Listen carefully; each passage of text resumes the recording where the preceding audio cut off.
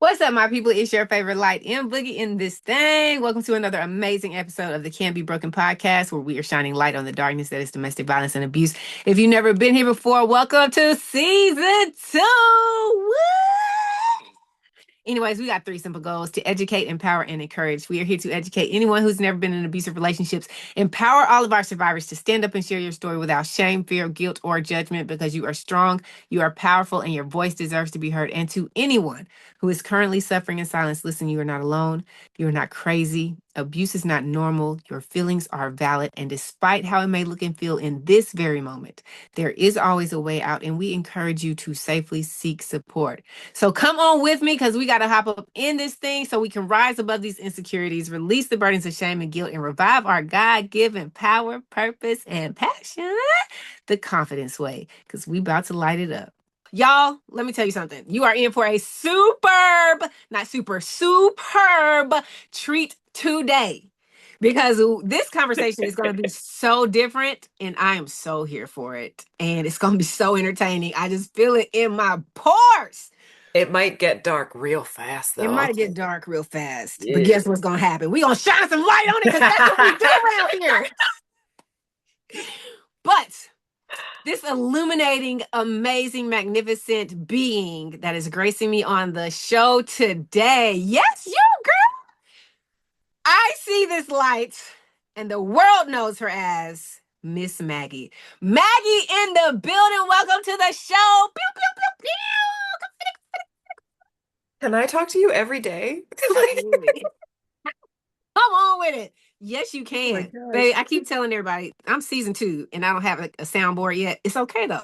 So it's Yeah, what you we do gonna it get. yourself. It's what we gonna get today. Y'all, okay. So I met Maggie on IG. So we've never met in person, as most of the guests, anyways. But this conversation is about to be real, real. hmm I know it's gonna be real, real, because Maggie said she was never abused. Is that correct? No. There are parts of my life I don't want to share with the public. Okay. Okay. Okay. Um, Okay. Okay. Okay. and Okay. I mean, I'll be completely honest with you. Yeah. Like, I'm on social media. I Hmm. have cumulatively around 2 million followers. Okay. So I've run into a bunch of weird stuff, which I'm sure we'll get into. One of the things I try to be really careful about is not giving information to potential stalkers because I have dealt with that. Okay. Um, so there's a lot of my life that I really try not to make public, Yeah. especially with concerns for my daughter. But unfortunately, there are also all different kinds of abuse, and you don't have to be in a romantic relationship with someone for them to abuse you. That's why we're here. Yeah. Because there are all types of abuse. Physical is not the only type of abuse, and intimate partner is not the only type of abuse. So that is why we're here. But let me tell you what Miss Maggie told me. She said, sis, you hear the drums? She said, I need you to understand that this conversation is going to be about the clapbacks. hmm hmm Because, as we all know, everybody has an opinion, and the beautiful tool that is known as social media has apparently giving everyone the permission and undeserving authority to voice their unsolicited opinions about things, and in many cases, it's things that they don't know about or hmm nor have they experienced.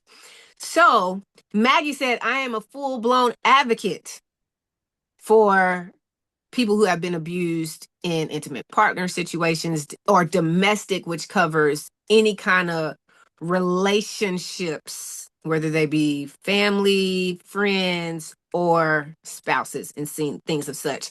So I want to start this conversation off with this question.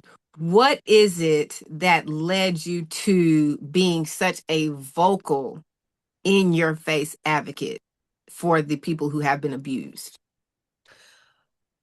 I was not prepared for the incredible hatred that Mm, came my way for simply existing online. And I'm a plus size woman. hmm. I'm a sex positive woman. Hmm. So there's a lot of people who are ready to hate you right off the bat. And for the first few months where my posts were really blowing up and I was gaining a following, I would fixate on the extremely negative comments, the often violent comments, and everyone said just block them, just ignore them. And finally I was like, no. Mhm. No one gets to come sit at the table I built and eat the meal that I prepared and criticize me. And spit it in So your face. I started making videos responding to those people. And not only is it cathartic for me, not only does it help heal something in me to say, no, you will not disrespect me. No, you will not affect my confidence. No, you will not make me feel uglier. The response from other women and men, but primarily women, has really been incredible because that's what we're taught. We have to be the nice ones. We Hmm. have to, when they go low, we go high. F that. When you go for me, I will sweep your leg Y'all heard what she said. because everyone is watching. Yes. People who type those kind of comments, they feel like no one is watching, so they can say whatever they want. Not in my house. Everyone is watching. There are millions of little girls who read comments and internalize that sort of hatred and tell themselves they are fat, they are unworthy of love. And I'm not going to let that be. I'm not going to let someone insult me and just let them pass by. So it came out of self-defense. Hmm. And now I feel that it is in defense of others. Okay. Ooh, juicy, juicy. Sorry, I go off a little bit. No, no, that's what I need. That's what we need. This is what we need. This is what we're here for. So you said you got online and you started making posts. Mhm. Before you got into the "you're not gonna come in my dinner table and spit my food in my face" comments, what were you posting about? So initially, when I got pregnant, I was so sick I couldn't keep working. So I started my social media accounts just to advertise that I sold clothing on sites like eBay and Poshmark. And I did okay. I did fine. I started making memes about being a reseller and what that life is like, and that got more attention. But when I started showing my face and expressing more of my opinions, it really took off. And my first set of viral videos were about things you can find for free and sell for money on eBay. Simple things like pine cones that don't exist all over the United States. Some people want them for holidays, things like that. Um, but where I really took off was stupid rich people fashion because I saw a skirt that was for sale for $34,000. And I thought, we can all laugh at that, at a casual skirt for $34,000. And it just exploded from there because I think everyone can agree that that's a tad much. The price of Just a two tad. full-time salaries is a bit much Just a tad. for a skirt. And really just the tone deafness, the incredible out of touch luxury items. I love showcasing that. And I love that it's not divisive, it brings people together. And I can very proudly tell you accidentally, I have a huge community now, and that community has done incredible good. Mm. As you're telling me about this, I'm visualizing what you're doing. One thing, and this, I feel like this conversation is for our younger, not even just the younger girls, but for women in general. I feel like this conversation is for women. You touched on a big word, which is confidence. Like, I'm not going to let you, first of all, I don't even know you, nor will I probably ever see you in real life, IRL, because everybody's online. Mhm. But you're not about to take my confidence. And we allow the opinions of people who aren't for us and who we're not here for to minimize what little confidence we may have had.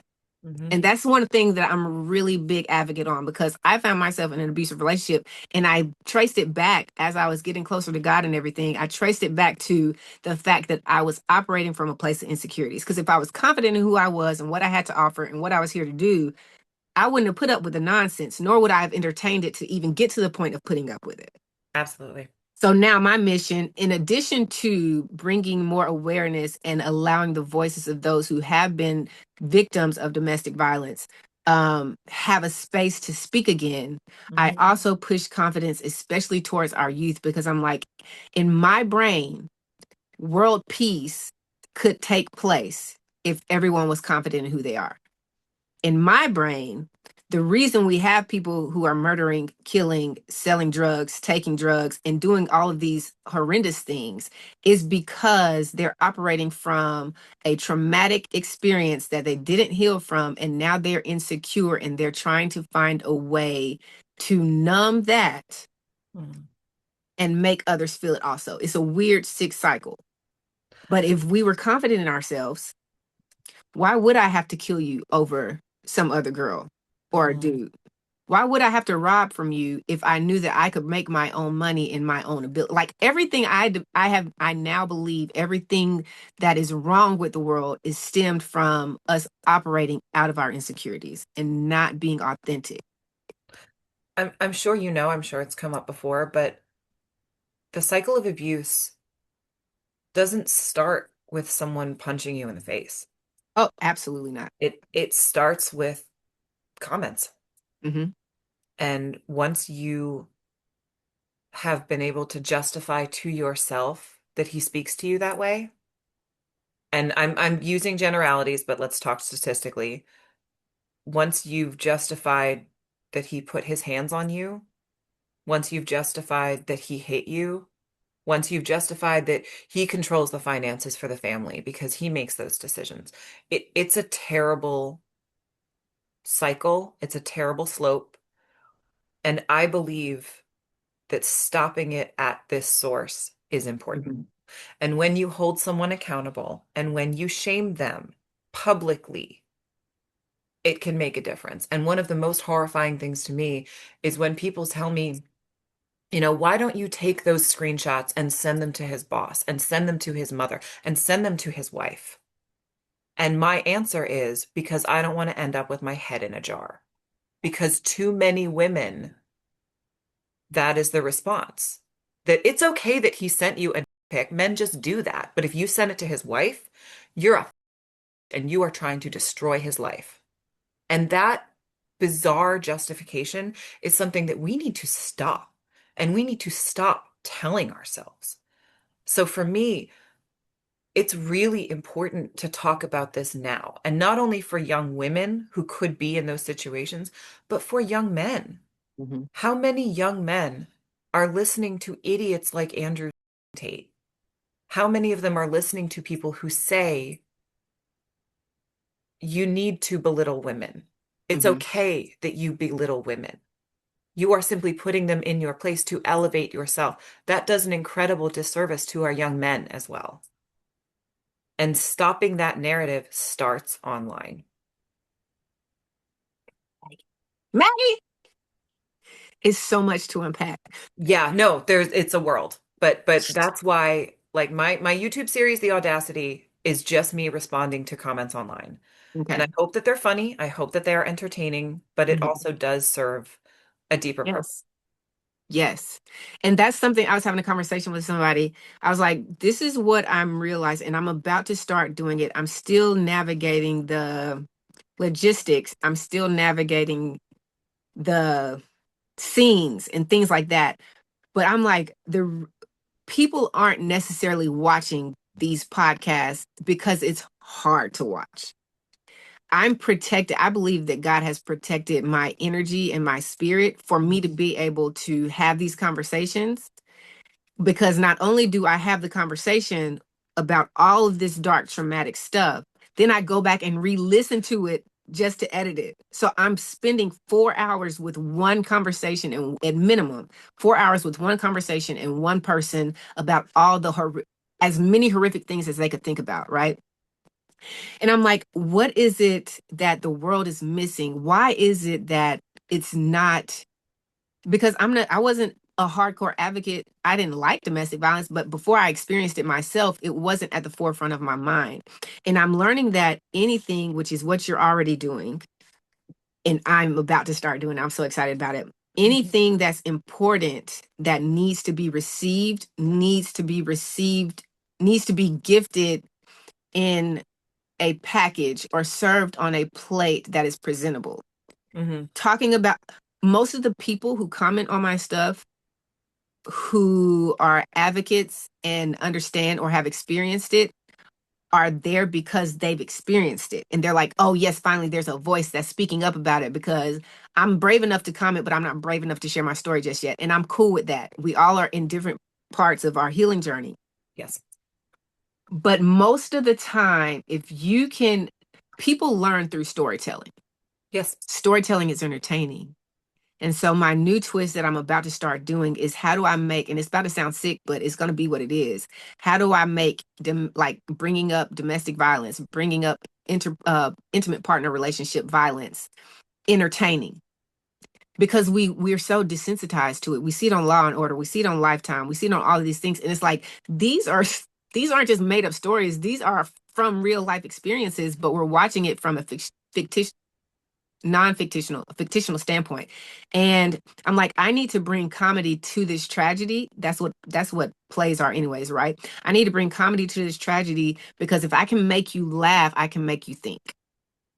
Oh, absolutely. I mean, I can tell you, like, I work really hard to make sure that my channel's not a bummer. Like, Mhm. 'cause it could be. Yes. It really could be. And it's an absolute blessing that I get to talk about ludicrous fashion and then here's what this very important charity could have done instead with that money. But yeah, you have to couch it in a way that is entertaining because Mhm. otherwise it's a it's a bummer. Like It it's is. not fun. It And is not it's an ugly thing and people don't enjoy looking at that kind of ugliness. right. I want to go back to you said this was so comical to me. I'm getting to a place when I'm having these conversations now that I see what's happening. And there's this guy, Tim Ross. He has his podcast called The Basement, and he used to be a pastor, but Mhm. now he talks from a biblical standpoint in a secular way, Mhm. like real rep raw type stuff. And I would always watch his shows, and he would be like, as you're talking, I'm visualizing this, like I'm seeing things, I'm hearing things in picture, and I'm able to do that now. So as you're talking, I'm getting better at it. Like my brain is starting to see things and I love it. As you're telling me about you starting off with, I just wanted to talk about how I'm selling free stuff. I'm for a specific audience right now. Yeah. Men and women who need to make money in this time and you don't have money to make money with.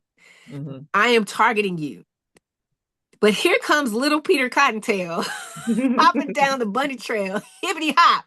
That I'm not like you're not even my target audience, but you felt the need to come on my page to find me and then come on my page and leave a comment to try to tear me down when I'm clearly not even here for you, which we're not even going to talk about how much that speaks to we should because our youth need to understand when people try to tear you down, that's speaking to the character and the insecurities and the traumas that they are hiding.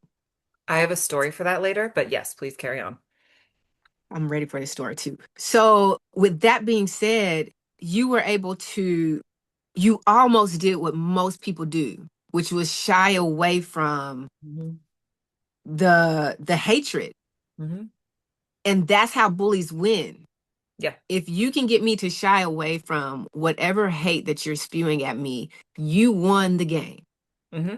And the only way for them to lose the game is for them to be held accountable, like you said, put a mirror in front of it and call them out. I'm like that.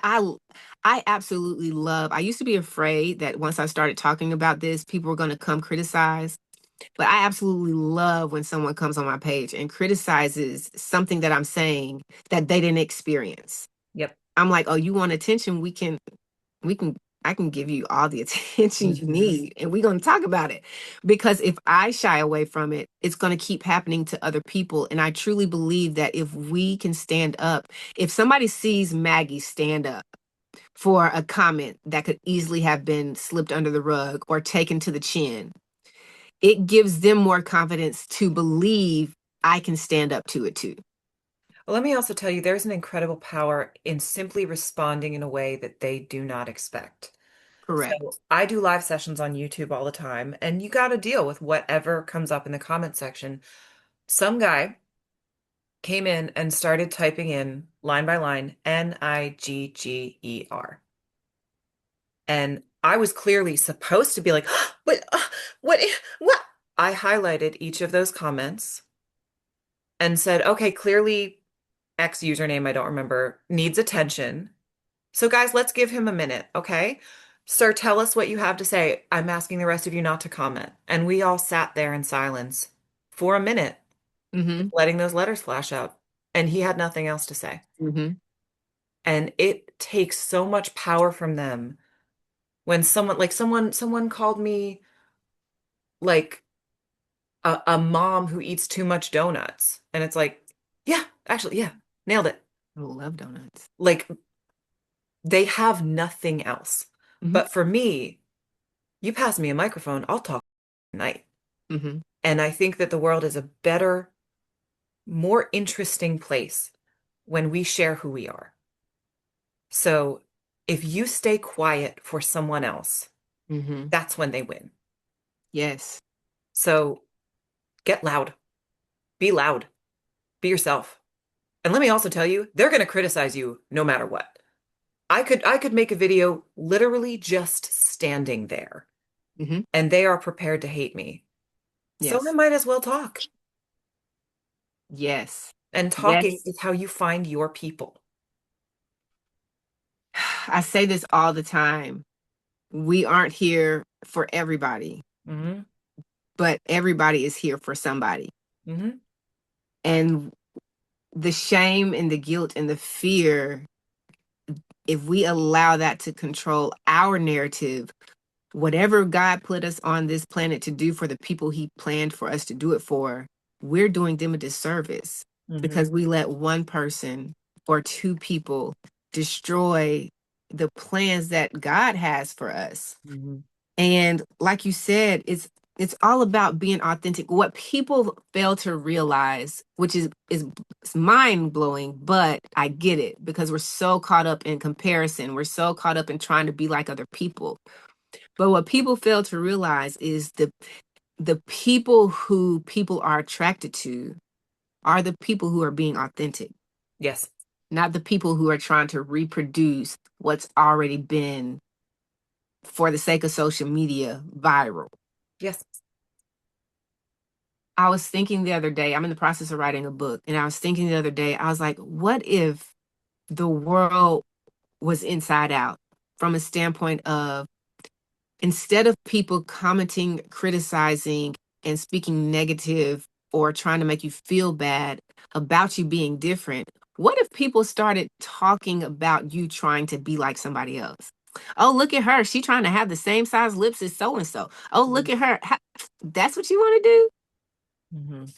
What if like just for a day we could flip the script and the only criticism was, so you don't want to be your authentic self? You don't want to be who you're created to be? You don't want to highlight your uniqueness? Hmm. What, like what would happen to the world? I'm really working on that with my daughter. Hmm. I have a child, she is 7, and sometimes she'll put something on and say, "What if my friends don't like this?" And I pounce on that like a cougar because again, she's 7. Yeah. But that's what we tell ourselves all day. She's just more Hmm. vocal about it because she's a child. Yes. And it's habits that are developing. And it's so fascinating as a mother to watch these things. Because Hmm. I know yours is 7, and I know you remember witnessing this, but I can remember the first time the now 6-year-old started pre-K, and he was a COVID baby. So he wasn't really he didn't have very many social setting anyways. He Yeah. didn't go to preschool, child care, daycare, and all that stuff. He starts pre-K, and I'm like, this is not, there are certain things that were not what I'd seen. And I was like, who at your school acts like that? Or who at your school says that? And he can tell me. And it would be almost like, I'm afraid to tell you. Hmm. Like he has this sense of awareness, but I could see it. And it starts at a young age, and it's crazy because it's not like it's a taught thing. We're not taught to compare compare ourselves. Most of us aren't taught to compare ourselves. Some of us have parents who just, we ain't even going to go into that, but they really make it hard for you to be yourself. Yep. Most of us aren't taught to compare ourselves, yet we, as soon as we get around other people at whatever age, that's what we're doing. And I love that you're pouncing on that now, because if we can, and I'm with you on it. And I'm like, be a leader, not a follower. Like, if you're going to do anything, do it your way. If you're going to get in trouble because it was something that was your idea, not because you're following somebody who just keeps making bad choices. And I'm like, how do we break the cycle? And I think the only way to do it is to highlight it and continue to encourage the uniqueness, continue to Yep. encourage the difference. It's like, I'm like, I work in a school, and the amount of girls that I see that look like the other girls, and I'm just like, y'all. I mean, I'm old enough that I remember the Kylie Jenner lip Mhm. challenge.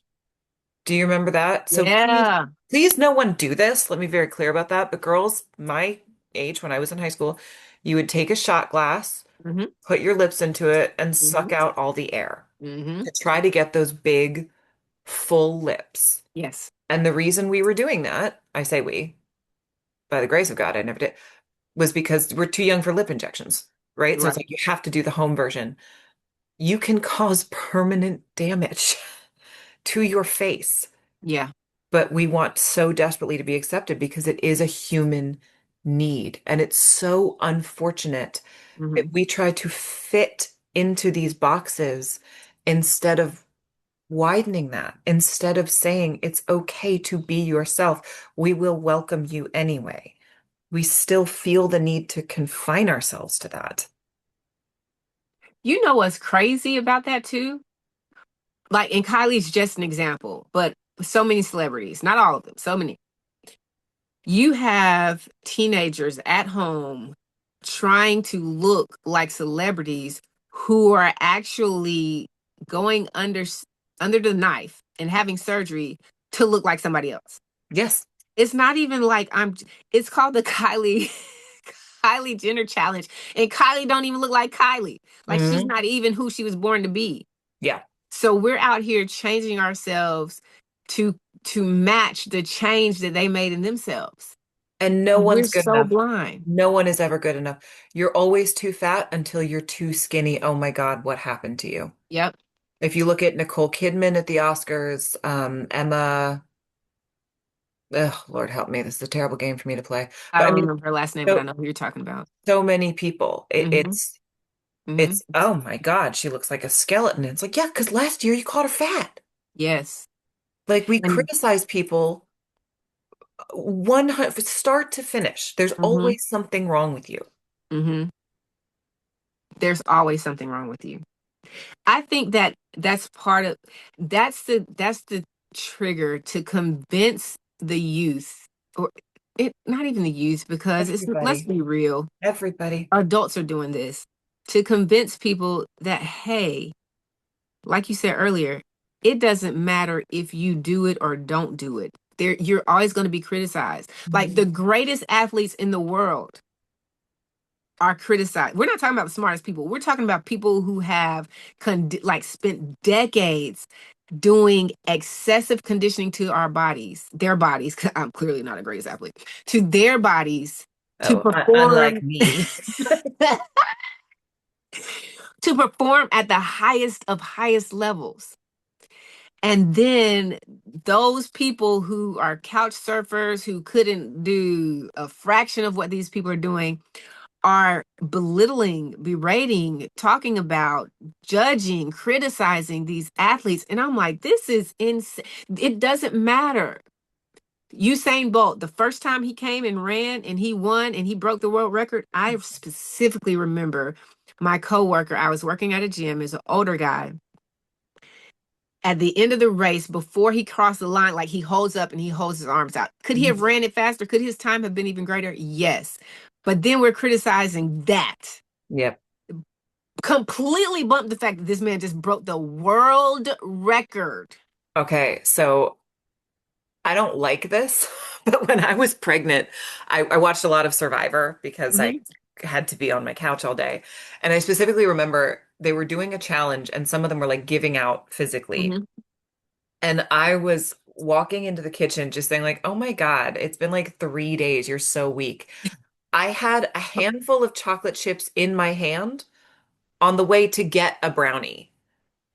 And I was like, maybe this is not my place. We all do it We though. all do it. It is natural. It We is. all do it. But of I all the impulses to fight, that's the one. That's the one. It's the craziest thing. I'm gonna share mine with Mhm. you, the same that you did. I was watching a clip from the Olympics 2012 maybe. This is the one when Michael Phelps like cleaned house, Mhm. Mhm. and it was the 4x100 uh I guess it's called the relay when they're swimming freestyle. 4x100 freestyle, I think. And there was a black guy on the team. Like I've never seen a black Olympic swimmer. Mhm. Period. Because we trying to break the cycle of black people not swimming. But anyways, that's a whole nother story. We got to fix that. So he's on this Olympic team, and he was the slowest on the team, but they still got gold. I believe they still got gold, right?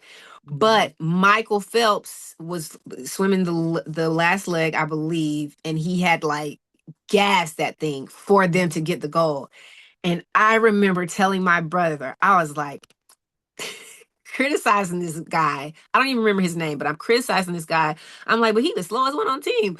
And then I was like, did you hear what I just said? I Mhm. said, this man is an Olympic champion, and this is what my brain went to say Yeah. first. Yep. I think it was Robin Williams who said they should put like one normal guy in every event just to see how it goes. First of all, 100% agree.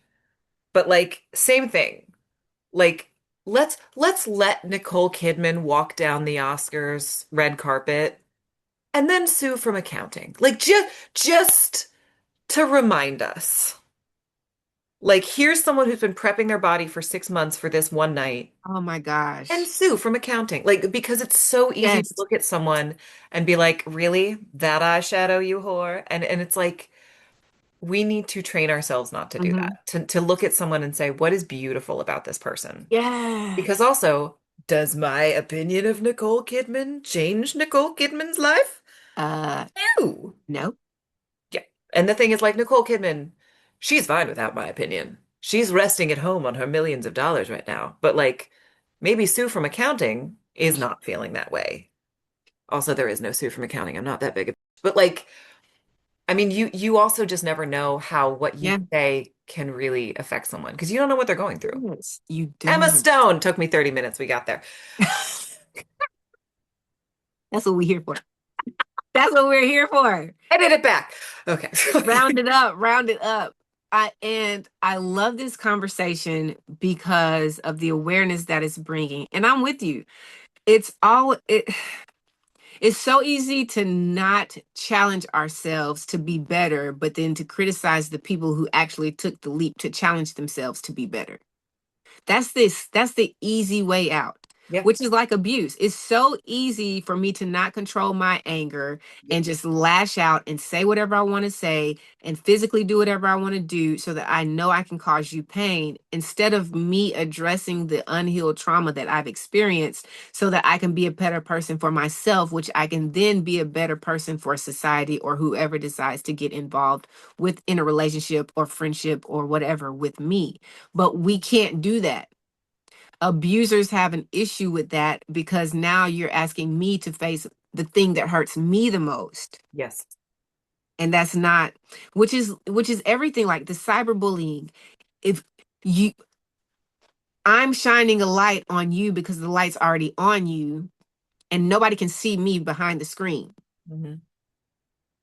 So let me, one of my favorite stories, I did Twitch for a little while because YouTube had kicked me off for various reasons. Okay. Um, and two, how much can I curse on this show? I should have let Listen, let me tell you something. Sam. This is about to be a 5-hour edit, but that's okay. So I was on Twitch and I never have a lot of followers on there. It's mostly just to like hang out with the people who want to get to talk to me. Um, but these two teenage boys came in and started suggesting that my smelled like old tuna. And I was just like, guys, that is really hurtful. That is such an old insult. We need some better ones. So I asked my followers to give me better insults. What are newer things that we can say? And it was great. There was this weird creative vamp from like the Mhm. 10 people who were in that room. And after a couple minutes, the two kids were like, this isn't fun anymore. And they Mhm. left. And one of them actually came back 15 minutes later and said, can I just hang out here? I like Wow. the vibe. Because it's like, yeah, it can feel really fun to tear someone down. It can. I remembered thinking that Britney Spears was a nut job when she shaved her head and went after that reporter. Now that I'm an adult and I realize what she was going through, feel awful about that. But it's easy and it's fun and it feels more societally acceptable. Mhm. But like, I really think we changed that kid Yeah. because it's easy to be negative and hateful. It's like an adrenaline boost. It's like giving yourself candy. Mhm. But you can't just have candy. You have to have meat, you have to have potatoes, you have to like, and I think that having a more loving and welcoming environment is much more like carbs. It might not be as fun. It might Mhm. not hit that dopamine the same way, but it's better for everyone Yeah. because eventually that light turns on you and Mhm. you have to have the skills to deal with it. And let's talk about this. It's easy. Let's talk about in like feeding off of each other's energy. My toddlers do this all the time. Like my baby, so the twins are 4, and the baby clearly is the one that was born the last. She ends up in the ER last week, and it's just me and her. Mhm. The boy and her sister are with my dad. Granted, it was a tough to pull her out of her breathing and all the stuff. But I mean, I wasn't concerned. I knew God had her, and she ain't going out like that. Like she's the one, and I know she's not going out like that. Hey, baby. And so, I'm sitting there, and then when she starts perking back up, when she's no longer like they're getting the saline in her, they're getting the breathing treatment so she can breathe now. She's rehydrated. She's starting to get hungry again. Like her body's coming back to life and she's turning back into herself. I'm like, you know what? I like you better when you're not around your siblings. And I can Mhm. say that for all 3 of my babies. I like them better. I love my kids. Of course. And they're all fantastic in their own ways. And I'm doing my best as an aware mom who's been through some things now to not try to strip out the uniqueness that they have just because I want them to follow certain structures. I can say that I like my kids better when they're not around each other because they feed off of whatever energy is happening. Whatever tornado is spinning at that time, whether it be positive or negative, they're going to keep feeding it. And if it's a high energy situation, now we're getting into destructive zones. If it's a negative energy situation, now everybody's negative and it's a lot of whining and talking at the same time. I say that to say, as I go around the world with this story, the 2 boys hop in and they're feeding off of each other's energy, but as soon as they leave and separate, the one comes back in a different energy. And I see this in school all the time. There are a certain group of boys in the 7th and 8th grade who are distractions in class. Mhm. But when some of them are out and it's just the one kid, he can focus and pay attention. Yep. This is an important conversation because we have to be aware of who we allow ourselves to who we surround ourselves with, who Absolutely. we allow ourselves to feed energy off of. Mhm. And if I can go in here and I just see one comment get away with being negative towards you, that's my green light. Oh, let me jump on this bandwagon real quick because she ain't got nothing to say. And now Mhm. I feel good because now I'm tag teaming with somebody else. Yep. I want everyone to understand that being yourself is the most valuable thing you can be Mhm. because there never is, and there never will be another you in any century. Mhm. But we need the you that you're supposed to be.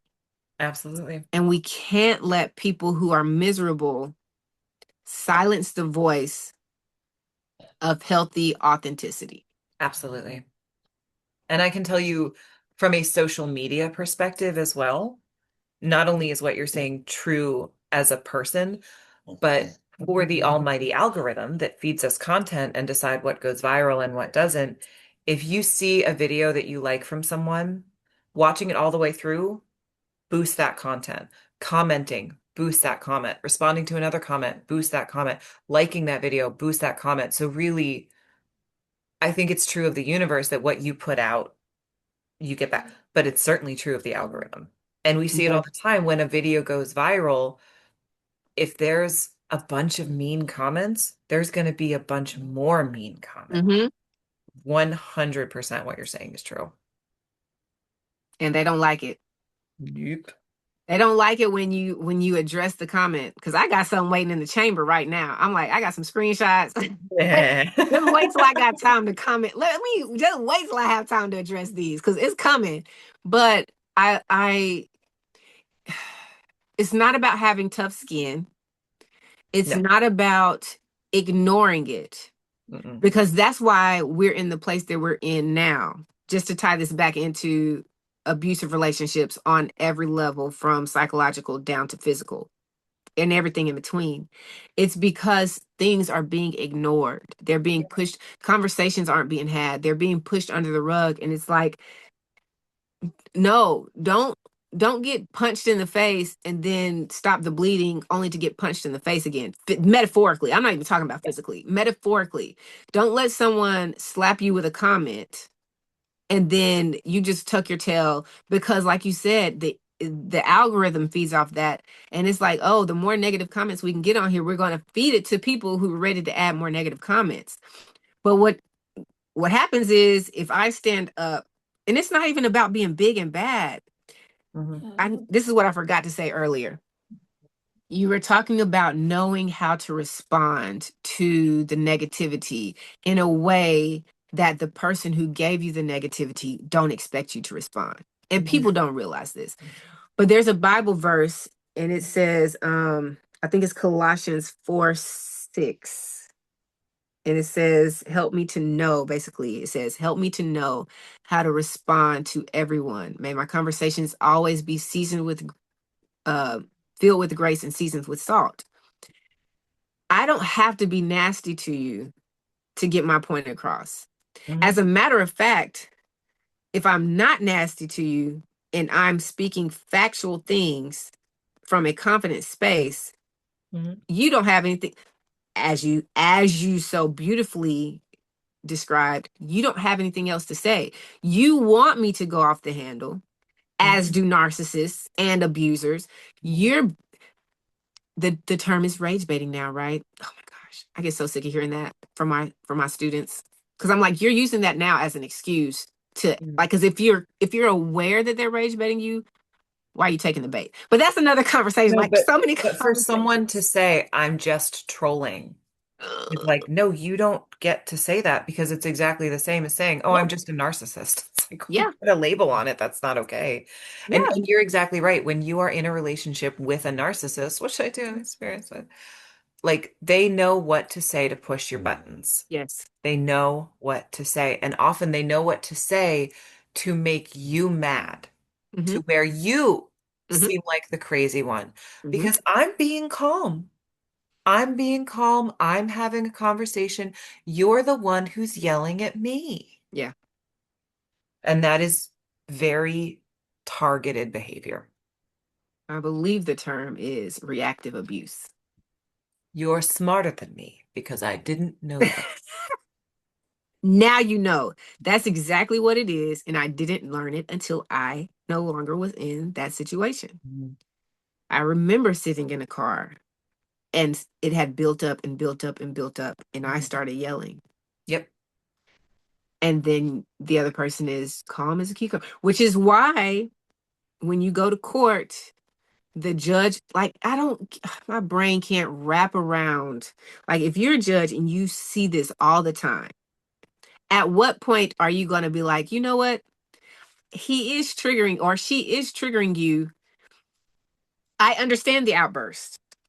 Let's try to control ourselves. But no, the judge meets the outburst with more negative energy. And so now somebody else is silencing me when I'm now being attacked by somebody who doesn't know me, defending the person who actually did attack me. Like there's so much going on in the court system, You right? That's know happening. this, though. You know this. Abusers very rarely think that they are abusers. They think that their victims Mhm, are being too sensitive, mhm. being dramatic. You're driving me to do this. I don't want to do this. I'm just reacting to what you're doing. And I think it's so easy for people who are outside of that situation to Mhm. look at it and simply agree. Yeah. Because agreeing is a lot simpler and a lot less Mhm. energy than, okay, let's really get into this. So many layers were just touched right there. Yeah, no, I mean, I just said a lot of things, but yeah. So many layers. Just with the one phrase of it's easier and a lot less energy to agree than to actually have a conversation. Because I was talking about, I made a post the other day about abusive fathers. I'm not saying women aren't abusive, but this particular post, we're talking about abusive fathers and statistics that I got from a domestic violence, an credible source. Yeah. And someone comes in to troll the comments who I don't condone men putting their hands on women, but, and I'm like, Yeah, it's always but. Yeah. I'm gonna say something that sounds racist. But yeah, no. Like if you felt the it, need. right. You do realize the but actually cancels everything that you just said before that No, and in, makes in me many highlight. ways, the but is worse because It it's like, no, is. you know what you're saying is bad and you're choosing to continue. But yes, It's you carry on. it's the uh no disrespect, But it's the same but thing. I'm being calm. I'm just expressing myself. You're choosing to take this in a very negative way. yes. Yes. It's the I exact can't same thing. control how you, it's the Yes. I can't control how you perceive me, but then when the thing is flipped, it's like, well, perception is reality. Hmm. So Can I tell a story that I hate? please, please, I'm No, here for so stories. I don't want to call this person out specifically, so I'm not Okay. going to mention the name. I'm actually going to ask people to not look this video up, but I stitched a Now, wait, wait, video. wait, wait, wait. Maggie. Okay. Nope, fair. So here's what I will say. I stitched a video. Okay. I made a response to it. Mm-hmm. Everything that I said in that video was cited Mm-hmm. and I meant in a heartfelt way. Mm-hmm.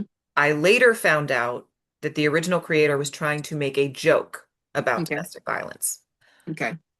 So I chose to leave the video up. Mm-hmm. What I told the original creator was, you can come on my channel and you can explain your side of it because I hope this is something that you have grown from. But the reason I chose to leave the video up instead of taking it down was because of the responses to that video. Mm-hmm. Because the original creator talked about their partner committing an act of pretty serious violence against them that led to some broken bones as a Mm-hmm. joke. And the response was from so many people, well, what did she do? It's like, sure, that's her side of it, but what did she do? And that was disgusting to me Mm-hmm. because your first thought at learning that someone has been hurt should not be, what did they do to deserve it? Mm-hmm. That doesn't mean you blindly accept whatever situation, sure, but Mm-hmm. I want people to know it's unfortunate, but it's true. Yeah. If you are in an abusive situation, not everyone will help you. And that does not mean that you are wrong. That does not mean that you are being too sensitive. That does not mean that you are blowing things out of proportion. That does not mean any of that. It means there are people out there who are fucking monsters and whose opinion should not matter to you. And that's what I wanted people to see is overwhelmingly the comments said, yes, absolutely, she should leave. Here's resources to help you leave. Here's a link to Mhm. this in your state. There are resources, there are wonderful things that can help you, but there will also be people who will say, oh, he hit you. What did you do? And that's where confidence really matters because it's one thing for a stranger on the internet to say it to you.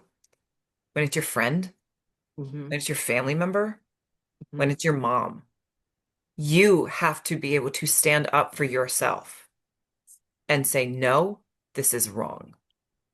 Because if you don't, and you know this, statistically speaking, it will get worse. Yeah. And it will continue, if not in that relationship, in another relationship, Yeah. because we go where we are comfortable. Because even if a situation is bad, Yes. it's one we are familiar with. Familiarity breeds Mhm. comfort, and we know how to Yes. handle that.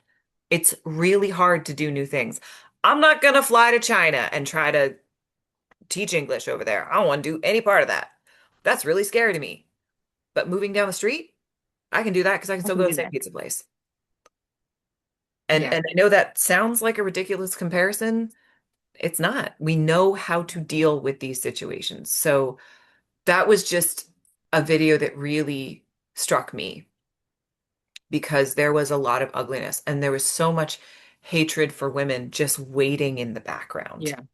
And so many people so ready to say a Hmm. woman can ruin a man's life with an accusation. Now, is Hmm. that true? Sure. Does it happen all the time? No. Nope. Some people like to think it does. Some people will point out anecdotal evidence. Doesn't make it so. It's the same thing as saying my granny smoked a pack a day. She lived to be 93. Doesn't Yeah. mean cigarettes don't cause cancer. Correct. Absolutely correct. I'm glad you left the video up. I have, since doing the podcast, now my question is still the same, but it is from a different lens. I'm so curious now, not about what she did, as in you deserved what you got coming to you.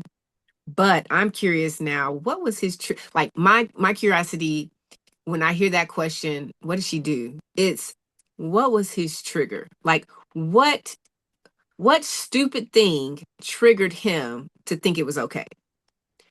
And I haven't rephrased it, but I do. I'm so curious now, not from a, oh yeah, this is your fault type of thing. Because in my situation, like if someone were to ask me, well, what did you do? Most of the time it's your fault, right? You did something that made him do this. But my brain is like, oh, you want to know what I did? I just wanted to leave the bathroom. So I tried to walk to the door. He didn't want me to leave the bathroom. So he picked me up and slammed me down. And then said, he was defending himself. Mind you, I'm pregnant with your child. I just want to get out the bath. Like, yeah, we can have this conversation, but can I please get out the bathroom? Mm. Because now you're like, and it's a whole thing with them, but now you're trapping me and you want me to feel trapped and you're doing just that. I Yep. just want to get out the bathroom so there's more space. Yep. But me walking calmly to the door is not what you want. So you're gonna body slam me, pregnant with your child, onto the bathroom floor. Multiple times, mind you. So yeah, that's what I did. No, but I just that's a good point. There's always a reason, right? right. There's always a reason. Hmm. And I like one of my guests um a couple of episodes ago, an older lady. She wasn't abused. She said I was 62 years old the first time I got abused. Right? Crazy. And she said, what did I do? I disagreed about a movie we had just watched, and he slammed my head through a glass table. Oh my God. So my point is, I love the question now. And I know that most people are posing the question to blame the person who was actually abused. Your actions are the reason why you were abused. But I love having these conversations because I know for a fact the actions aren't the reason why all of these people are being abused. But I'm just curious, what was the action Mm. that that particular Harpo decided it was okay to be abusive, to be controlling, to be manipulative, to be coercive, whatever it is. But yes, thank you for leaving that up. No, you know what? But we need to talk about that more because that's one of those Mhm. things that's ugly and horrible, Yeah. but we need to talk about it more because you're exactly right. When you say that, it sounds ridiculous. Hmm. It sounds ridiculous. And we need to talk about that more because people are experiencing those things Hmm. and people are experiencing that every day. And when you put it in that context, this is what I mean when I say we need to shine a light on it. Yeah. Because when you say someone is abusive, people have a picture in their head, Hmm. but defining that picture is really important. It's so important because most of the time, people who claim to not be abusive, but passively defend the abuser by asking questions like this. Well, what did you do to him for him to do that to you? Most of the time the picture is, well, she must have been treating him like crap, or she must have been talking too much, or she must have been putting him through the dirt or pushing him down or blah blah blah blah blah that made him react that way. And that's not the case. In abusive So relationships, that's not the case. I just had to look up the name of it, but there's a Hmm. really great exhibit from the Susan B. Anthony Project called Hmm. What Were You Wearing? And it's a very simple project. They ask people anonymously or give a name if you choose to send the clothing that they wore when they were raped or sexually assaulted. And it is exactly along the lines of what we were talking about, because how many times have you heard, well, what was she wearing? Yes. And very often it's, first of all, outfits from men. Um, the I saw an 8-month-old baby onesie. But again, that's an ugly thing that we don't want to look at, Hmm. but that's the reality of the situation. It's not that someone has deserved what they've done. Correct. And I think that it's exactly right. Please look this up if you're not. But yeah, the What Were You Wearing exhibit from the Susan B. Anthony. It's Okay. the clothing. It's not short skirts and tight little tank tops and tube tops. It's regular fucking clothing. And it's the same thing when someone is in this cycle of abuse. It doesn't have to be some big argument. It could be that he had a bad day at work and he feels like you looked at him wrong. And again, Girl, did you using have a video in my house? I'm using gendered terminology here because it absolutely does happen to men as well, and I don't want to negate that. Also, the statistics for men are really misrepresentative because so many men choose not to report the Correct. abuse. I do want to highlight that, but yeah, there's always a reason, just like there's always an outfit. Dang, I just wrote that down because I gotta look that up. But there is. I experienced that one too. He ain't like the way I looked at him. Yeah. So I Yeah. found myself on the floor quick. Cause I remember in that moment, I was like, I ain't even gonna say anything because I know if I say something, I'm gonna trigger him to put his hands on me. So I was like, I'm just not even gonna say anything. I'm just gonna sit here and wait for him to finish his rant. And then hopefully I can just decompress and go on about my day. It didn't end that way. It ended up with me on the floor But because again, from his side of the story, it could be that he's trying to talk to you about his day and you were really disrespectful. There's always by a not reason. saying anything, Mhm. by sitting down and looking you in your face just as you want.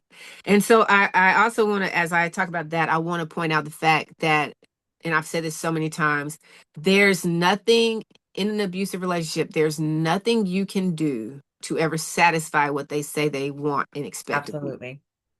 Absolutely. And to piggyback off of the beginning of this conversation, there's nothing you can do to satisfy what these people in the comments and these strangers and even people you know want or expect you to do to satisfy what they want to see from you. Hmm.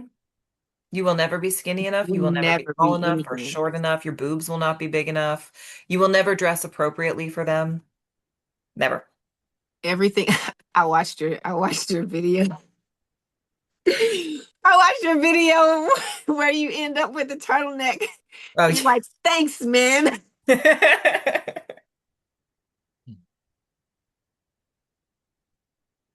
I was so tickled. I was like, Maggie is my people. No, Oh but my again, I mean, gosh. I get it from women too. People just say, like, Yeah. could you put your boobs away? And it's like, where? Do Yeah. you think I have a secret tit shelf where I can just screw Yep. on the smaller ones when I need to be taken seriously? Yep. Like, yep. Yep.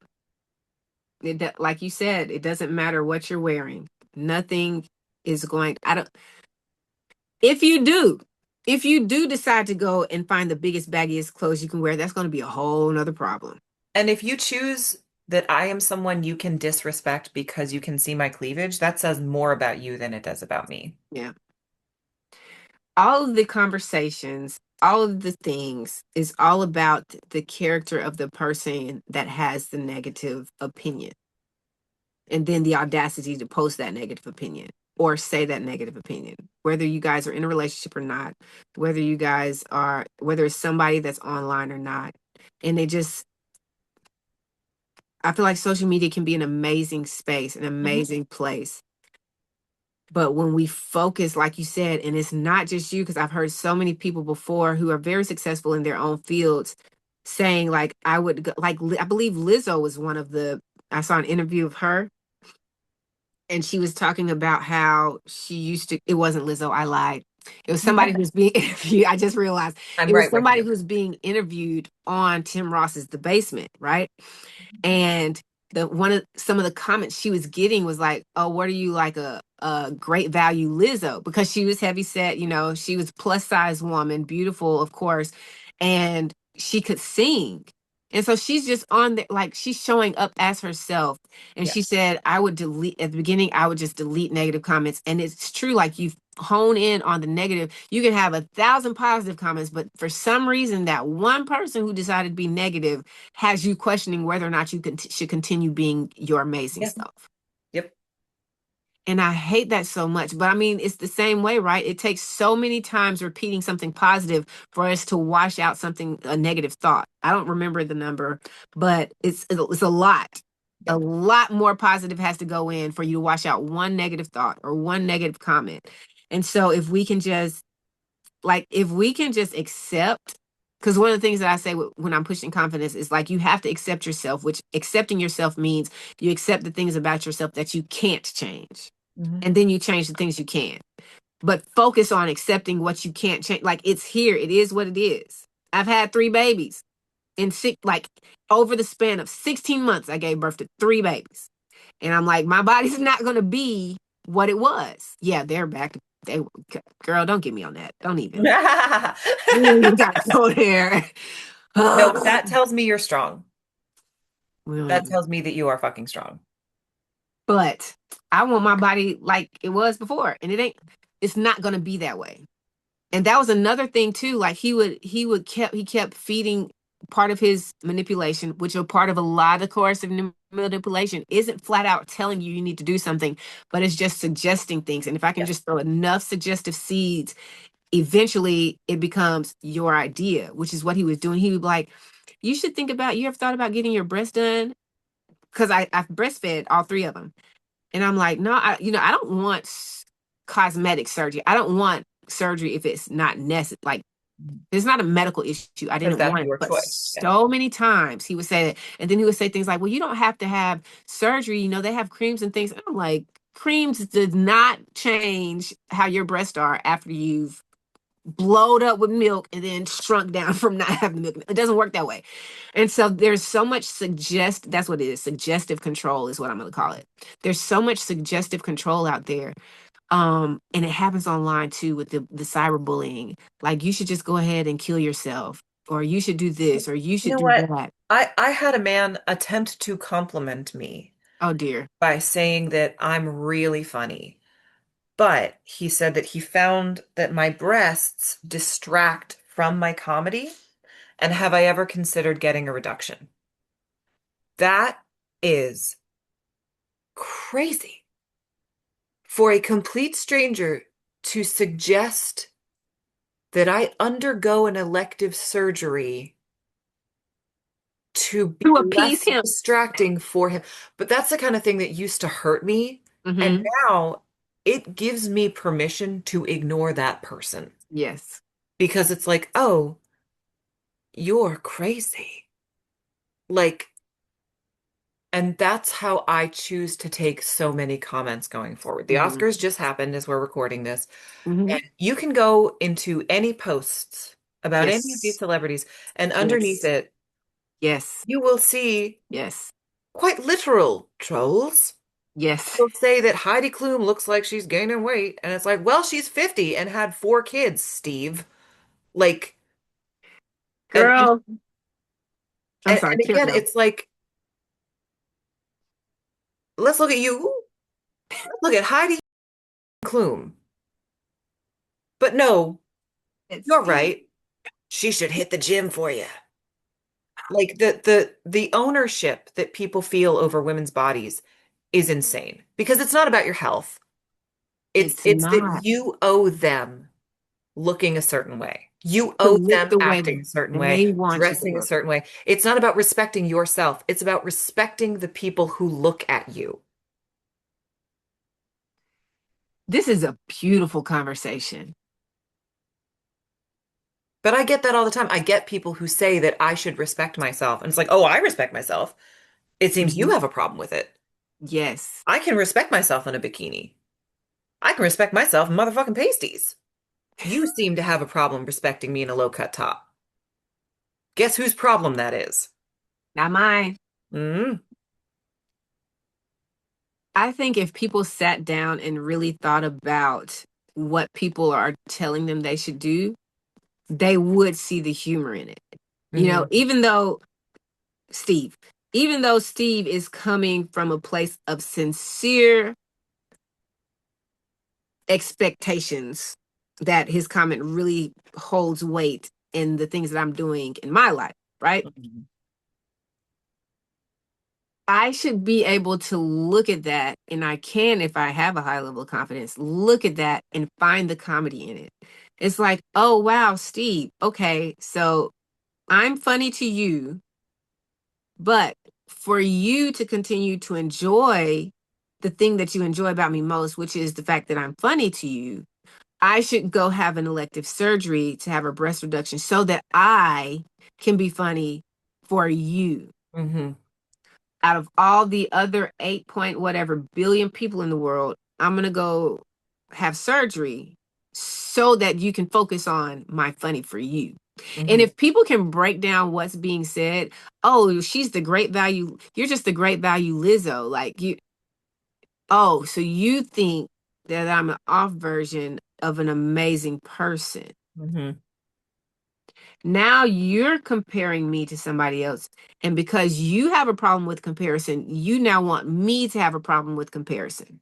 hmm It's just if we sit down and look at it and look at who's saying it, or hmm even if you can't see who's saying it, because like you said, so many faceless and private accounts are the ones who have the most hateful things to say. hmm But just look at it and try to find a reason to laugh at it. And if we can look at it and try to find a reason to laugh at it, we can see why we shouldn't take someone else's unsolicited opinions seriously. For kids, for teenagers, for college students, for adults, like the world, and we're not even just talking about online. Like you can be in class and there be a problem with a hmm classmate, and it's like that's what you think about me, or that's what you want to say. That's what you fix your lips to tell me. Hmm. And just wonder why. Why is my existence so important to you to be the way that you want it to be? hmm But Mhm. especially as a woman, Yeah. people feel ownership over the way you look because you're a Yes. woman. And that's bananas. Yeah. And what's more bananas is that we accept it. I struggle, I will tell you, because I have a fashion channel. I struggle to not comment on models and celebrities' looks Mm-hmm. because I still have that in me where I want to say, give that bitch a sandwich. And that is Mm-hmm. not okay. Right. I have that in me too. And it's I think something it's, that I actively fight against. but if we're being honest, we, like you said before, we all have it. It's just whether or not we choose to let it lead us. Yes, But it's a beautiful thing to be aware of it because it's I- like, it serves wow, us all. wow, I really thought that. And Hmm. then it's like, well, why did I think that? And Exactly. then it's, how dare I even have that thought about somebody I don't Yep. know? I don't know what they're dealing with. Like Eva, dang, what was the America, the shortest America's Next Top Model? Oh, Pickford, I only know that. Yeah. Eva Pickford. She had a good career. She gets married. And then all of a sudden you start seeing her posting pictures and she looks like skin and bone. Hmm. And I'm like, dang, like at this point in my life, I'm more mature and I have experienced abuse. I'm like, dang, what's going on? Hmm. Because I know she's not doing this on purpose. And then it comes out that she was going through a divorce and there's no telling how toxic the divorce process. I don't know if she was abused or not, right? But even through the divorce, people, because let's be real, like you said, it's not just a man on woman thing, it's women on women, women on men on men, all of the things. People do the very best they can to make your life miserable or harder than it has to be. Like let's just split and say goodbye. It ain't gotta be like this. But because again, you have this need or desire or belief that you should have something to say about how I live my life without you, you want to try to control something. And so when I found out that she had gone through a divorce, I was like, that's what it was. And I didn't realize, but when I was in my last year of the marriage, I was losing weight and I didn't know how small I was. Like I just knew I was smaller. And I weigh myself like I'm 5'8" almost. Me Um too. and I'm naturally slender because of my parents, right? But my walk around weight is usually 135, 133, 135, 133 if I don't do anything to try to gain more weight. Hmm. I got on the scale, I was 123 pounds. I hadn't seen 123 pounds probably since elementary or middle school. And I was like, oh my gosh. But because I'm seeing myself every day, I don't see myself wasting away. I could sit on a floor, I could sit on a sofa, I could sit on a recliner, I could sit on a pillow, and I could feel my tailbone when I sat down. And I say that because to piggyback off what you said, we don't know what people are going through. We don't know what's happening in their life that's causing this slingshot effect of however their body is responding to it. And everybody's body responds to stuff in different ways. It's about being empathetic to the fact that everybody is human Hmm. and we're all having this human experience in a different way because we are all different. Why should why should you have the authority to criticize my experience and vocalize your criticism? And as you say, we don't know. You don't know what's going on with someone. I can tell you right now, there's some life stuff going on for me, and I've lost around 20 pounds this year, and I think I look great, but I look great because I eat one meal a day because Hmm. I don't want to eat more than that. Yeah, That's not good.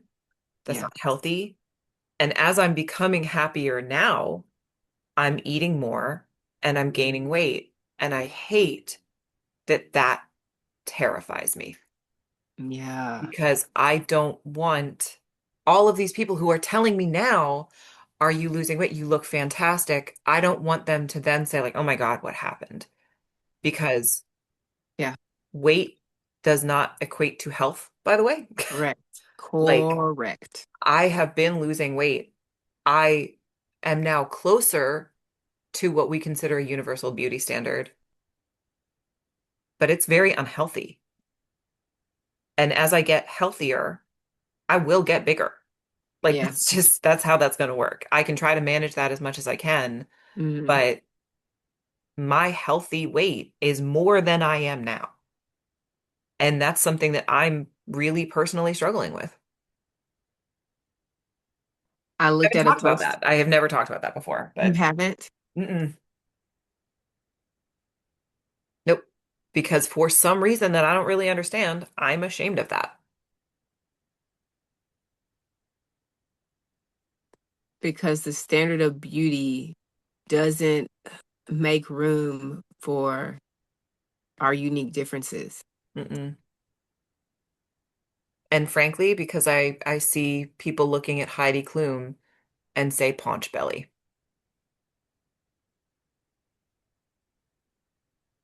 And people, I don't know that they forget or if they choose to ignore the fact that the standard of beauty changes Oh, 100%. because what was considered fat 15 years ago is comical. Like the fat, ugly friend is comical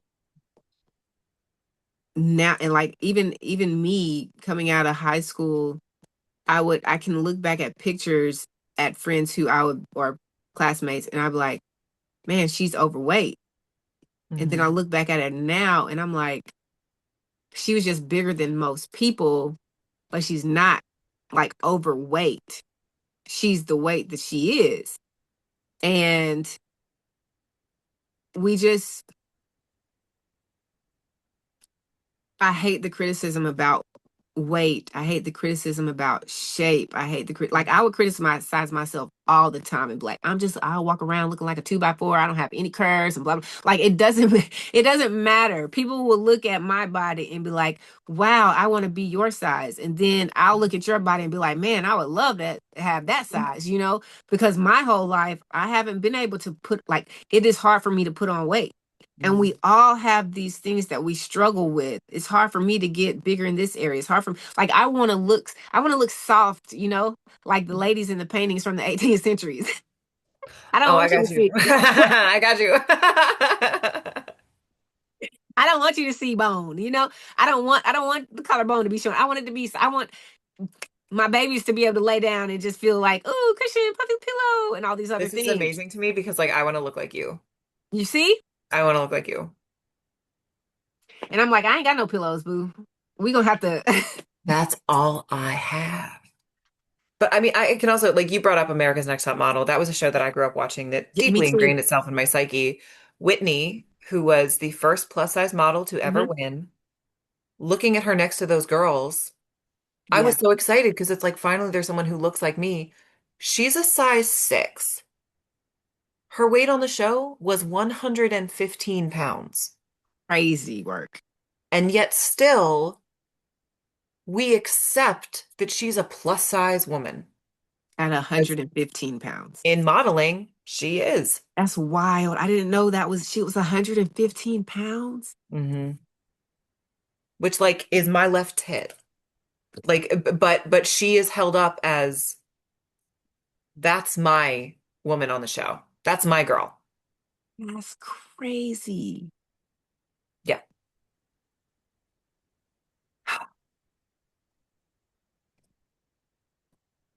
The beauty industry can be beautiful as it highlights. And I do even I haven't watched the America's Next Top Model Netflix series of really, now as we look back on it things.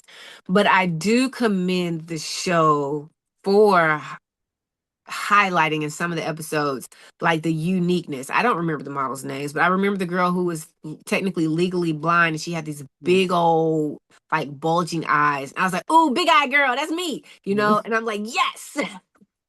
What I Love do it. want to say though is because this is something that I wish I had learned years ago is look at your source because I completely agree. We can look at someone on TV and be Mhm. inspired by that, and that is a wonderful and beautiful thing while remembering that it's a TV show.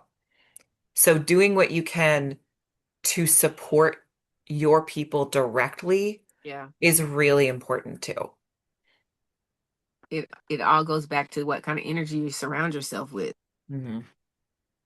If you can surround yourself with confident people, it's hard to be insecure and fit in with confident people.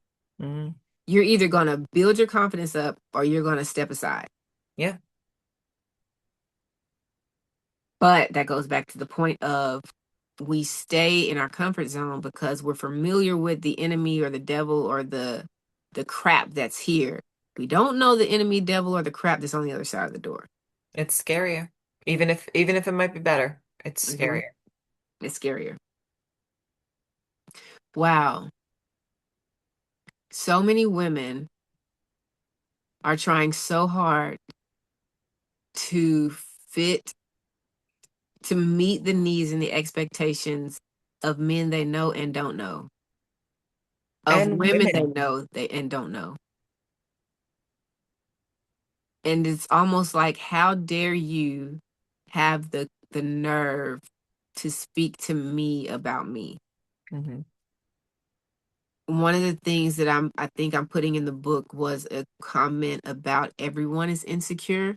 Everybody not that's a lie. Everyone has insecurities, Hmm. but you don't always know it. And there was an interview with Beyonce, and she said if she could change anything about herself, Beyonce, Hmm. it would be her feet because of all the years of dancing there, you know, Yeah. and her ears because she thinks they're too big, so she wears big earrings. Beyonce, crazy in love, Beyonce, Yeah. curvilicious, bootylicious, Beyonce. But the thing is, like, it sounds ridiculous to us Mhm. because it is. It And it is. is just as ridiculous when you say it to yourself. It is. And the Another. thing is, like, we've talked a little bit about cosmetic surgery. Like, you can choose to get that for yourself. And Hmm. if that is something that changes how you feel about yourself in a way that inspires confidence for you, Hmm. great. Hmm. But like, there's such a difference between doing it for you and Hmm. doing it for other people. Yes. And so many celebrities do it to be accepted by other people. Absolutely. Absolutely. And then we make fun of them for having too much Botox. Hmm. Too many implants, too many injections, Hmm. all of the things. Now I just saw, and I don't know how true it is, uh, where people are getting the fat sucked out of their cheeks. Buccal fat injections. Yep. And I'm like, I want my face I actually want my face to be fatter because I feel like you look healthier when you have a fatter face. You and I, if we ever meet, like if the second we touch, it's going to be like a Freaky Friday situation. But this is such proof to me that it's like if you have straight hair, you want curly hair. If you have a big, you want a little. If you have Yep. big boobs, you want tiny boobs. Like, Yep. yeah. Because I equate as I get older, because you got the baby, everybody talks about the baby fat. Oh, she's going to grow out the baby fat and blah, blah, blah, blah, blah. But then as you get older and you age, when you get well into your 50s and 60s, like you really do start losing like you look older, the skinnier your face is. I'm trying to lose weight in my face because I don't like having a round, squishy face and giant cheeks. I love your face. I love your face. This is so beautiful. Oh my gosh. I love these conversations. I love these conversations. And they're so serious. It's people, are you hearing this unfold in real time? It doesn't matter how amazing you are, you're going to find something wrong with yourself and you're going to look at somebody else and be like, man, if I had that. Yep. Instead, you have to accept what you don't have and the things you can't change and be like, I'm going to rock it to the best of my ability. Our problem isn't that we don't like what we have. Our problem is that we don't like what we have because we see what other people do or don't have. I'm convinced that if there was no one else in the world for you to compare yourself to, you would love everything about yourself. You wouldn't I see also anything wrong think with it. I think that hustle culture has snuck into how we feel about ourselves physically, that like we feel like we should always be working on something. Hmm. So even if I love this part of myself, but if only blank. Like Yeah. you should feel bad if you like yourself. Oh my gosh. You, you but you should feel bad if you like yourself because how dare you like yourself and I'm Mhm. miserable with myself. Yep. I mean, I post videos sometimes just to men who call me fat and just say like this is my body and I love it, which often can be false confidence. Hmm. But it's incredible to me how many women say I would kill for your body. Yeah. For this thing, Yes. I wish I could alter. And people are like, I want to look like you. And you know, even if it is false confidence, you're empowering other women. I got an email from a woman who said, I always wanted to wear crop tops, but I thought I was too fat. And then I came to one of your shows and I saw that we are the same size and I Mm. started wearing crop tops. And let me tell you, I wish I could tell my teenage self this. The thing that makes you cool enough to wear something is wearing it. The thing that makes you cool enough to have a hairstyle is wearing that hairstyle. You need to give yourself permission to enjoy the things that you like because the Yeah. sexiest thing is fucking confidence. Yes. The That's most all it is. attractive thing is confidence because when you are happy, when you are smiling, people want to be with you. Yes. They want to be around you. They just want to be able to touch that. Like Jesus, can I just touch the hem of your garment? Mhm. They just want to be around the energy and just experience it Absolutely. because they're not there in themselves. I'm glad you said that. It's about being confident if you just do the thing. Like, how many times have you heard from, I'm sure it happens now, and we'll hear about it uh decades down the line, but from the 80s, where hairstyles, I'll give you one, Salt and Pepper. I don't know if you know, but there was a band, Salt and Pepper, hip hop 90s. I don't. And you do, yes, push it real good. Yeah, because they tried to ban that song in middle school, which makes sure that all of us knew it immediately. So you know, Pepper had the shaved head with the razors. That was an accident. Was it really?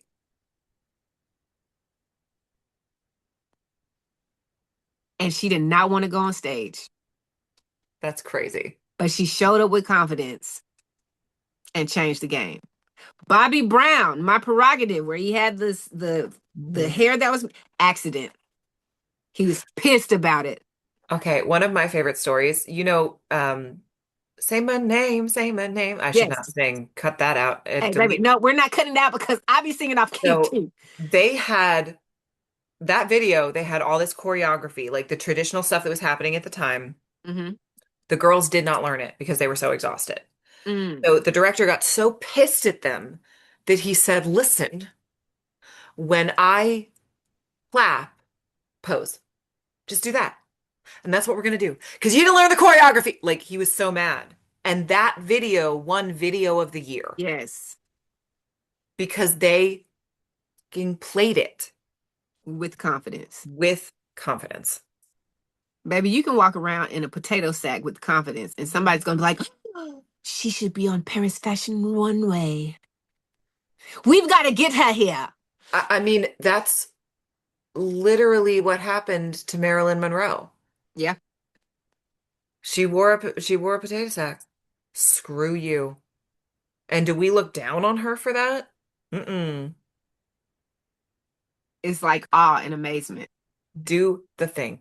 Because if you Do like it. it, the people who see it that also like it, those are the people you want to talk to. The people who would Yes. make fun of you for that, why would you waste your time with them? Mm-hmm. Be with Mm-hmm. the people who respond to who you are. Girl, say it again for the people in the back, for the middle schoolers, the elementary, the high school, the adults, the people at work right now. Listen, why do you give your energy to people who are giving you negative energy? Like, what purpose does that serve for you? Mhm. And you only have so much in your cup. You You only can have so only much. give so much to other people before you're out. You need to protect your peace. Protect it. Please. Please protect it. I just want to say that if the I applaud you and I'm proud of you and I love you being the example of, even if I don't feel as confident in doing this thing, I'm going to post it Hmm. because it isn't about the negative attention that you get. It's about, I'm not even doing this. I might be doing this for myself, but I'm doing it for so many other people who need to see this done. Yeah. Yeah. She needed to see somebody in a crop top. Hmm. I just saw somebody the other day, a mom of two. She looks, probably in her 30s. She has abs, but she also has flabby skin. And she's like, hey, she has on a sports bra.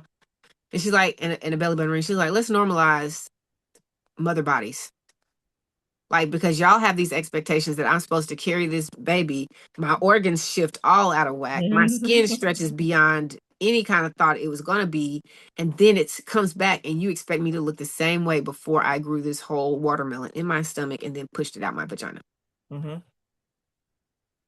And I'm like, talk that talk. Like, I have had to stand in the mirror, especially last year. I don't know if I probably started it in 2023, 23, 24. I had to start when I left, like looking in the mirror and telling myself, you are beautiful, you are sexy, I love your body, look at you. Because not only when you're in an abusive relationship, you're not only dealing with your own negative thoughts, but you're constantly listening to somebody tell you how you're not attractive Yeah. and you're not this and you're not that and you should change this and you should get that done to you and you need to work on this and all of these things. And it's like, man, my body is not what I would want it to be, but this is what I got to work with. Hmm. And I had to start accepting it. And even now, I still look at it and I'm like, man, I wish something was different. But then I'm like, but you're sexy though. Like, like, you're a mom. Hmm. You had babies. It is what it is. And I gotta love it. I Hmm. have to love it because we gotta stop expecting other people to love us more than we love ourselves. Yeah. No, that validation from other people can Well, be a killer. it is. It tears you down. That was me. Validation, approval. Please approve me. Please pick me. Please validate me. No, ma'am. No, sir. No And ham. No turkey. No jam. I just want to say for everyone who's listening, men and women and children, like you are not worthy of love conditionally. Hmm. You are not worthy of love after you drop 10 pounds. You are not worthy of love after you get that washboard abs that you want. You are not worthy of love after you fix this situation. Like you are worthy right now. You Yes. just have to find people who give that to you. Yes. And you got to give it to yourself first. 100%. You have to give it to yourself first.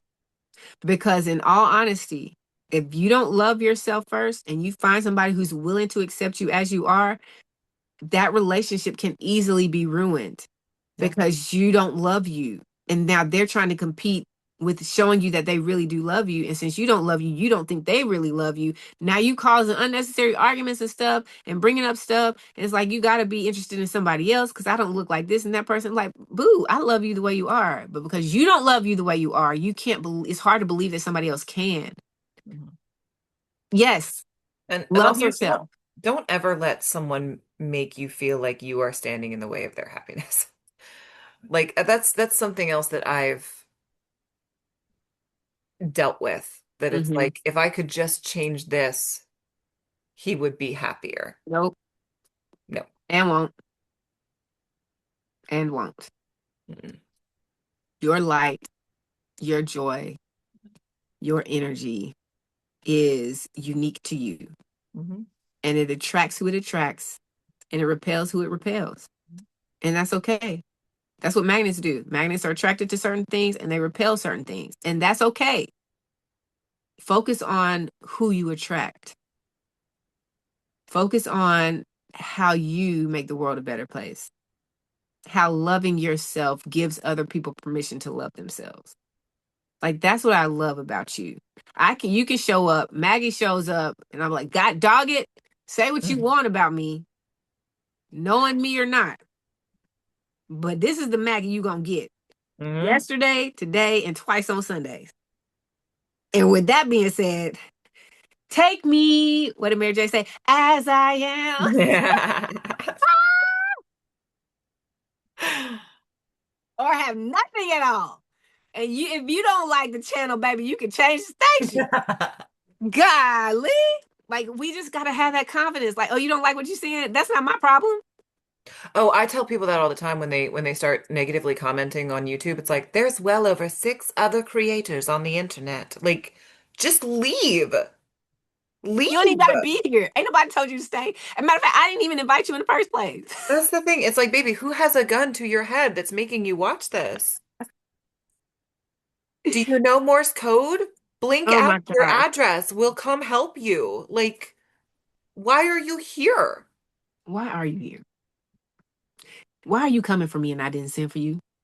But that's the thing. Like, if somebody's willing to say to you, Mm-hmm. you should lose weight, you should think about getting the surgery, you should leave.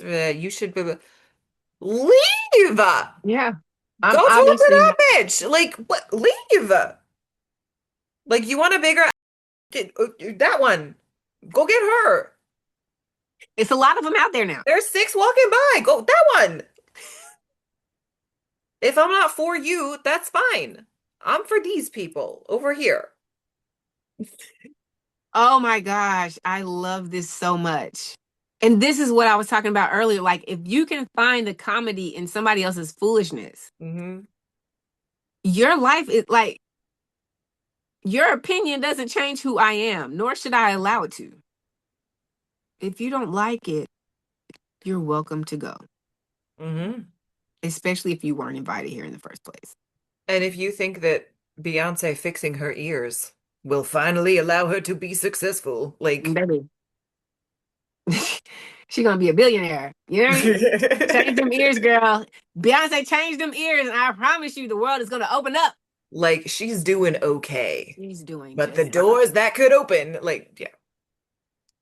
I just love, I love when celebrities are honest about their insecurities instead of just covering them or hiding them or trying to. And I get why they do it. Like you, let's not even, we haven't even mentioned the fact that as a celebrity everything you do is in the spotlight. Oh, I, that's as an adult now, I'm like, I'm so glad I wasn't a celebrity so that you could see the stupid decisions I made and the world could criticize what I did and said, but we I, forget that they're humans.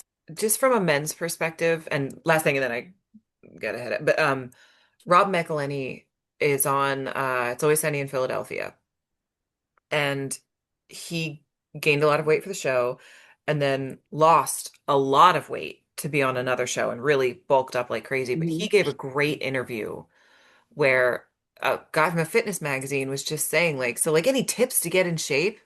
And he was like, oh yeah, absolutely. Do you have like friends or family that you love? Not anymore. Do you have like food that tastes good? No. No, you don't. Do you have activities that you enjoy? No. Now you like working out 6 hours a day every day. And if you can get a studio to pay for it, do that. Do you have a nutritionist? Get one. Do you have a chef? Get one of those. Because we do have these insane standards. Mhm. It's like, oh, that's how a man should look. Like Jason Mhm. Momoa. Mhm. Now I enjoy Jason Momoa. Baby, Let me be clear. Like if baby. his car ever breaks down in front of my house, we've got a situation that ends I in a ain't fixing no restraining flat order. tire. You just come on But, this side. but We can like call for help he's been really clear that he has the like crazy Aquaman body he has when he's filming a because he's movie paid for the I because he loved that interview. hates it because he cannot enjoy his life. Yes, I loved that interview. But He's that's like, if you want me to look like honest. this, you got to pay me to look like this. And so, yeah, if you are looking up to someone who has that kind of body, please look up what it takes to have that Mm-hmm. body. Mm-hmm. Because, like, yeah, if you like pizza, do it. Then this ain't Like, this ain't the body for you. do you like potatoes? Do you like them? Like, That's it. I can't That's it. live without bread. I don't want to. I don't want to. You can't make me. Try to take my cheese. I will hurt Give you. give me the gluten, please. Hmm. Gluten me, please. If try to come in my house for my ice cream from my cold dead hands. Like Because hear me out and hear me clearly. I'm going to enjoy these things. You know what? I don't want what you got because I don't want to give up what I got to give up to get to it. And that right there is why people, another reason why people have so many hard opinions. I don't want your confidence because I got to give up my insecurities and my fear and my hiding to be able to have it in public. Mm, I don't want what Maggie has. I just want to talk about it because that's, again, the easier thing to do. mhm. Girl, listen, child, we go on for days. The moral of this conversation, people, love yourself, Love you. surround yourself with people who love you for you and Mhm. you ignore the people who don't. Or if you do want to give energy to it, find comical energy to it because it's all comedy. Matter of fact, let's just last thing I want to say. The reason comedians are so funny is because they get you to laugh at their real life Yes. trauma and traumatic experiences, the things that hurt the most in in their lives, in their experiences. They are able to put them in a story and make you laugh about it. They're not funny because everything their whole life was peaches and rainbows. And last thing that I want to say, wherever you are, however you're listening to this, go compliment a woman and see how her face changes. Go It. compliment a man and see how his face changes today. I love doing that. I love going to places. There was I'm gonna let you go. I promise. I just love this. You keep pulling it out of me. I remember I was in Michael's like 2022, baby. I was in Michael's and there was a lady who had on this dress that I would have never worn because I was like, that look, to me it was ugly. Yep. But obviously she liked it or she wouldn't have put it on. Yep. It I don't it wasn't my style. But I walked up to her and I said, "You look so beautiful in your dress." And when I tell you I could see it change her day. Hmm. She might not even been confident wearing that dress. She might not have liked her shape, but she's like, I'm going to put this dress on today and I'm just going to go. I didn't like the dress for me. But just because you don't like something for you doesn't mean Yep. someone else can't like it for themselves. Yep. And you can't celebrate them liking it. 100%. I love celebrating people liking things that I think are ugly. And I wish we would normalize talking like that because there's also, I guarantee there's a man who is still living off a woman saying nice smile in 1992. Oh my gosh, come on.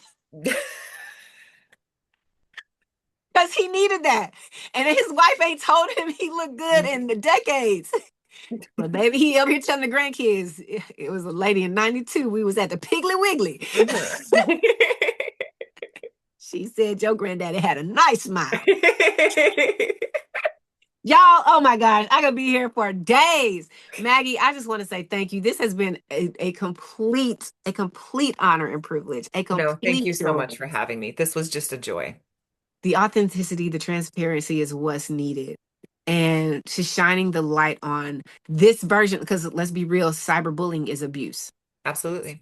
Whenever you're trying to tear down someone, it's psychological and it's mental abuse because you're trying to make someone feel bad about themselves. And it is not something that we should see as acceptable or that the problem is for you to ignore it. Right. You know what? That's a challenge for me now. Cause like I go in comments and I don't really like I'll go into something and I look at negative comments and I don't really say anything to the people who make negative comments because I'm like, I'm not trying to be a troll under these video anyways. So I might start not bullying the bullies, but Oh no, you don't have to bully it. You just put it on stage and let it happen. I might start, you know, bringing how can we make this different? Try How it can we one make time. this better? Try it one time, see what happens. See how it makes you feel. Y'all, ladies and gentlemen, people of the jury, I just want to say, Maggie, thank you so much for your time, your energy, your attention, your love, your light, your joy, your smile, your honesty. The transparency is so needed for Thank so you. many people. Keep doing what you are doing. And I just hope that this episode helps someone realize that it's okay to be you. As a matter of fact, being you is the best thing you can do and be. I'm sorry if you have to edit out all the times I said. It's okay. I mean, I'm going to have to, but it's all. And there goes another one. I told you it's gonna be a five. I knew it. I was like, well, I'll be editing this for 5 hours, but it's okay though. I'm here for it. You hear me? Because what is this? It is a safe space to share your story however you need to. God darn it, we have been silenced for too long.